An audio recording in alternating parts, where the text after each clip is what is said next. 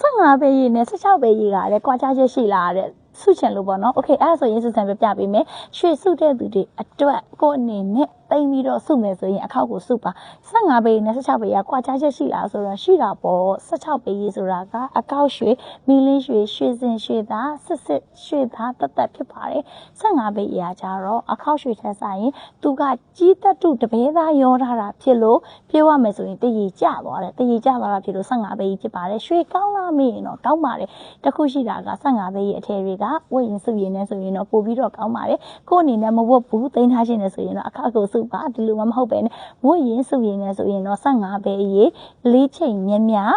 အယော့အနေနဲ့အချစ်ပုံစံရှိတဲ့ဒီဇိုင်းမျိုးတွေကိုရွေးချယ်ပြီးတော့ဝတ်ရင်စုရင်လုပ်ပါလို့မျှဝေပေးချင်ပါတယ်သူတို့နှစ်ခုမှကြတော့အခါတုံးလေးဆိုရင်ဝတ်လို့မရဘူး15ပဲရေတွေဆိုရင်တော့ဝတ်လို့ရတယ်ဒါပေမဲ့တခုရှိတာကအချစ်ချယ်ဖြစ်ရမယ်အလေးချိန်မြမြနဲ့အယော့နည်းနည်းအထည်မျိုးကိုရွေးချယ်မယ်ဆိုရင်တော့သူ့တဲ့အခါမှာပို့ပြီးတော့အကျိုးရှိနိုင်ပါတယ်ကျေးဇူးပါ